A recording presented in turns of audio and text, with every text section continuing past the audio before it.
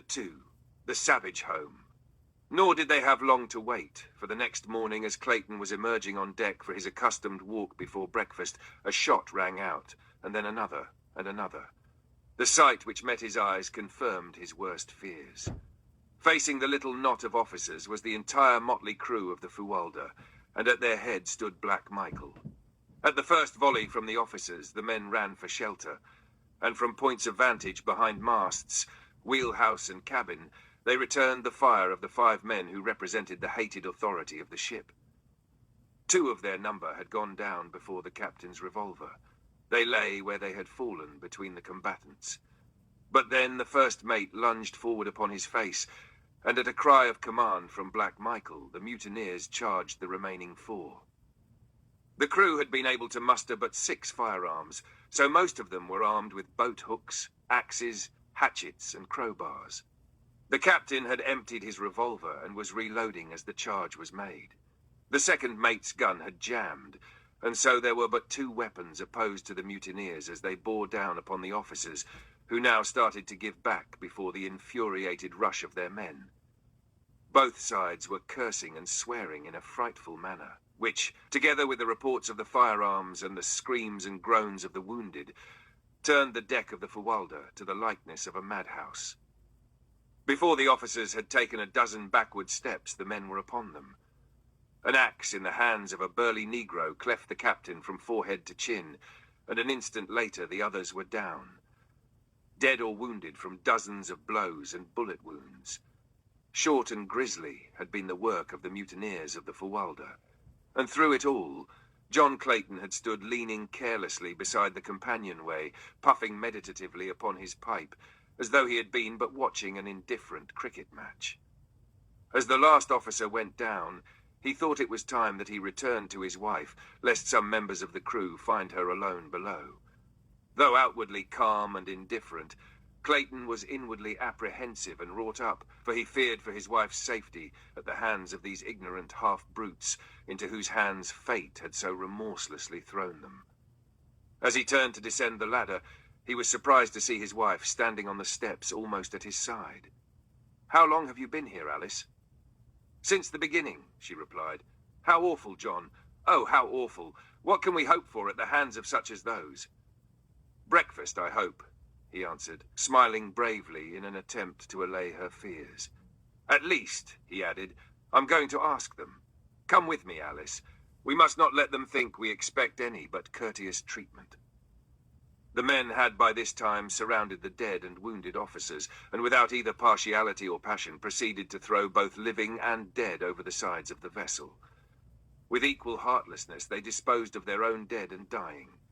Presently one of the crew spied the approaching Claytons, and with a cry of, "Here's 2 more for the fishes," rushed toward them with uplifted axe. But Black Michael was even quicker, so that the fellow went down with a bullet in his back before he had taken a half-dozen steps. With a loud roar, Black Michael attracted the attention of the others, and pointing to Lord and Lady Greystoke, cried, "These here are my friends, and they are to be left alone. Do you understand? I'm captain of this ship now, and what I says goes," he added, turning to Clayton. "Just keep to yourselves, and nobody'll harm ye," and he looked threateningly on his fellows. The Claytons heeded Black Michael's instructions so well that they saw but little of the crew, and knew nothing of the plans the men were making. Occasionally they heard faint echoes of brawls and quarrelling among the mutineers, and on 2 occasions the vicious bark of firearms rang out on the still air. But Black Michael was a fit leader for this band of cutthroats, and withal held them in fair subjection to his rule. On the 5th day following the murder of the ship's officers, land was sighted by the lookout. Whether island or mainland, Black Michael did not know, but he announced to Clayton that if investigation showed that the place was habitable, he and Lady Greystoke were to be put ashore with their belongings. "You'll be all right there for a few months," he explained, "and by that time we'll have been able to make an inhabited coast somewhere and scatter a bit. Then I'll see that your government's notified where you be, and they'll soon send a man-o'-war to fetch ye off. It would be a hard matter to land you in civilization without a lot of questions being asked, and none of us here has any very convincing answers up our sleeves." Clayton remonstrated against the inhumanity of landing them upon an unknown shore, to be left to the mercies of savage beasts, and possibly still more savage men. But his words were of no avail, and only tended to anger Black Michael, so he was forced to desist and make the best he could of a bad situation. About 3 o'clock in the afternoon, they came about off a beautiful wooded shore opposite the mouth of what appeared to be a landlocked harbour. Black Michael sent a small boat filled with men to sound the entrance, in an effort to determine if the Fuwalda could be safely worked through the entrance. In about an hour they returned and reported deep water through the passage, as well as far into the little basin. Before dark, the barkentine lay peacefully at anchor upon the bosom of the still, mirror-like surface of the harbour. The surrounding shores were beautiful, with semi-tropical verdure, while in the distance the country rose from the ocean in hill and tableland, almost uniformly clothed by primeval forest. No signs of habitation were visible, but that the land might easily support human life was evidenced by the abundant bird and animal life of which the watchers on the Fuwalda's deck caught occasional glimpses, as well as by the shimmer of a little river which emptied into the harbour, ensuring fresh water in plenitude.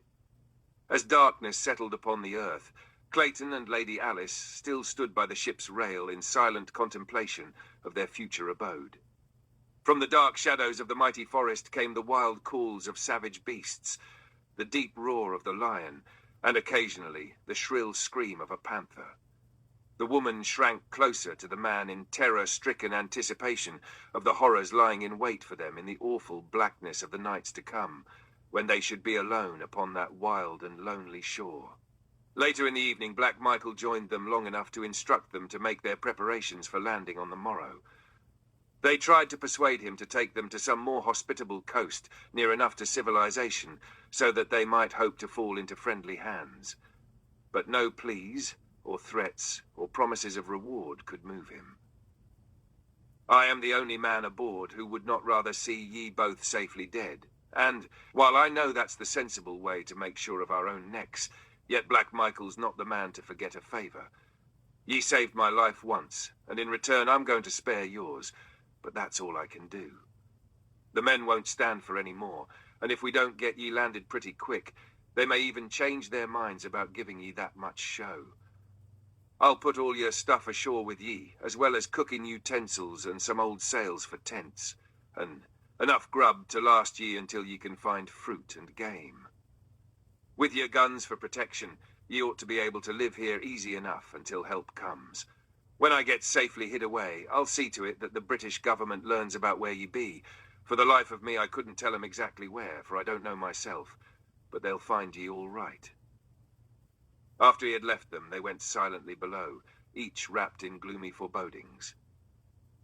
Clayton did not believe that Black Michael had the slightest intention of notifying the British government of their whereabouts, nor was he any too sure but that some treachery was contemplated for the following day, when they should be on shore with the sailors who would have to accompany them with their belongings.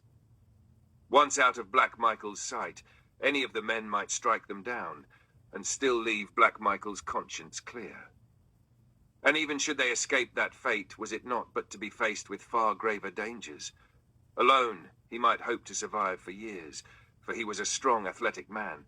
But what of Alice, and that other little life so soon to be launched amidst the hardships and grave dangers of a primeval world? The man shuddered as he meditated upon the awful gravity, the fearful helplessness of their situation. But it was a merciful providence which prevented him from foreseeing the hideous reality which awaited them in the grim depths of that gloomy wood. Early next morning, their numerous chests and boxes were hoisted on deck and lowered to waiting small boats for transportation to shore. There was a great quantity and variety of stuff, as the Claytons had expected a possible 5 to 8 years' residence in their new home. Thus, in addition to the many necessities they had brought, there were also many luxuries. Black Michael was determined that nothing belonging to the Claytons should be left on board. Whether out of compassion for them, or in furtherance of his own self-interests, it would be difficult to say. There was no question but that the presence of property of a missing British official upon a suspicious vessel would have been a difficult thing to explain in any civilized port in the world. So zealous was he in his efforts to carry out his intentions that he insisted upon the return of Clayton's revolvers to him by the sailors in whose possession they were. Into the small boats were also loaded salt meats and biscuit, with a small supply of potatoes and beans, matches and cooking vessels, a chest of tools and the old sails which Black Michael had promised them. As though himself fearing the very thing which Clayton had suspected, Black Michael accompanied them to shore, and was the last to leave them when the small boats, having filled the ship's casks with fresh water, were pushed out toward the waiting Fuwalda. As the boats moved slowly over the smooth waters of the bay, Clayton and his wife stood silently watching their departure, in the breasts of both a feeling of impending disaster and utter hopelessness. And behind them, over the edge of a low ridge, other eyes watched, close-set, wicked eyes, gleaming beneath shaggy brows. As the Fuwalda passed through the narrow entrance to the harbour and out of sight behind a projecting point, Lady Alice threw her arms about Clayton's neck and burst into uncontrolled sobs. Bravely had she faced the dangers of the mutiny. With heroic fortitude she had looked into the terrible future. But now that the horror of absolute solitude was upon them, her overwrought nerves gave way, and the reaction came. He did not attempt to check her tears. It were better that nature have her way in relieving these long-pent emotions, and it was many minutes before the girl, little more than a child she was, could again gain mastery of herself. "Oh, John," she cried at last, "the horror of it. What are we to do? What are we to do?" "There is but one thing to do, Alice," and he spoke as quietly as though they were sitting in their snug living room at home, "and that is work. Work must be our salvation. We must not give ourselves time to think, for in that direction lies madness. We must work and wait. I am sure that relief will come, and come quickly, when once it is apparent that the Fuwalda has been lost, even though Black Michael does not keep his word to us." "But John, if it were only you and I," she sobbed, "we could endure it, I know. But yes, dear," he answered gently, "I have been thinking of that also. But we must face it, as we must face whatever comes, bravely and with the utmost confidence in our ability to cope with circumstances, whatever they may be. Hundreds of thousands of years ago, our ancestors of the dim and distant past faced the same problems which we must face, possibly in these same primeval forests. That we are here today evidences their victory. What they did may we not do. And even better, for are we not armed with ages of superior knowledge, and have we not the means of protection, defense, and sustenance which science has given us, but of which they were totally ignorant? What they accomplished, Alice, with instruments and weapons of stone and bone, surely that may we accomplish also. Ah, John, I wish that I might be a man with a man's philosophy, but I am but a woman, seeing with my heart rather than my head, and all that I can see is too horrible, too unthinkable to put into words. I only hope you are right, John. I will do my best to be a brave primeval woman, a fit mate for the primeval man." Clayton's first thought was to arrange a sleeping shelter for the night, something which might serve to protect them from prowling beasts of prey. He opened the box containing his rifles and ammunition, that they might both be armed against possible attack while at work, and then together they sought a location for their first night's sleeping place. 100 yards from the beach was a little level spot, fairly free of trees. Here they decided eventually to build a permanent house, but for the time being they both thought it best to construct a little platform in the trees, out of reach of the larger of the savage beasts in whose realm they were.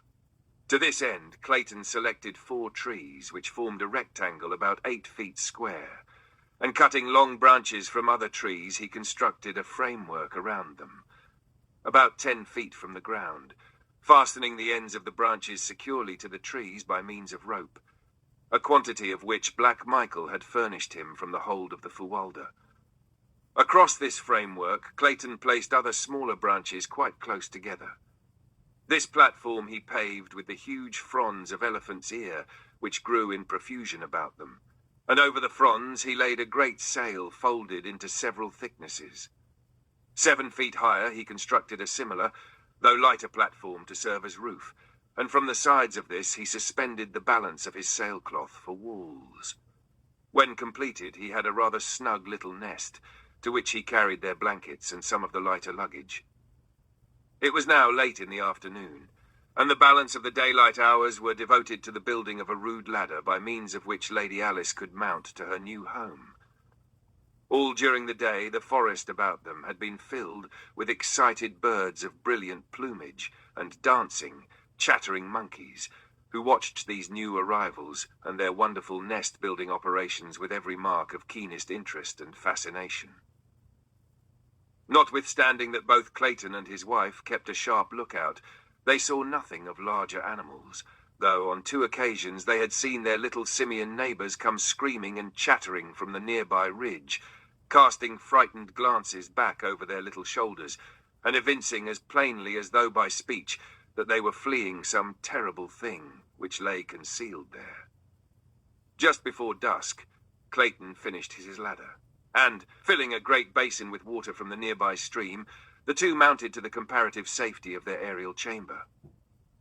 As it was quite warm, Clayton had left the side curtains thrown back over the roof, and as they sat like Turks upon their blankets, Lady Alice, straining her eyes into the darkening shadows of the wood, suddenly reached out and grasped Clayton's arms. "John," she whispered. "Look, what is it, a man?" As Clayton turned his eyes in the direction she indicated, he saw silhouetted dimly against the shadows beyond a great figure standing upright upon the ridge. For a moment it stood as though listening, and then turned slowly and melted into the shadows of the jungle. "What is it, John?" "I do not know, Alice," he answered gravely. "It is too dark to see so far, and it may have been but a shadow cast by the rising moon." "No, John, if it was not a man, it was some huge and grotesque mockery of man. Oh, I am afraid." He gathered her in his arms, whispering words of courage and love into her ears. Soon after, he lowered the curtain walls, tying them securely to the trees, so that except for a little opening toward the beach, they were entirely enclosed. As it was now pitch dark within their tiny eyrie, they lay down upon their blankets to try to gain, through sleep, a brief respite of forgetfulness. Clayton lay facing the opening at the front, a rifle and a brace of revolvers at his hand. Scarcely had they closed their eyes than the terrifying cry of a panther rang out from the jungle behind them. Closer and closer it came, until they could hear the great beast directly beneath them. For an hour or more they heard it sniffing and clawing at the trees which supported their platform, but at last it roamed away across the beach, where Clayton could see it clearly in the brilliant moonlight. A great, handsome beast, the largest he had ever seen. During the long hours of darkness they caught but fitful snatches of sleep, for the night noises of a great jungle teeming with myriad animal life kept their overwrought nerves on edge, so that 100 times they were startled to wakefulness by piercing screams, or the stealthy moving of great bodies beneath them.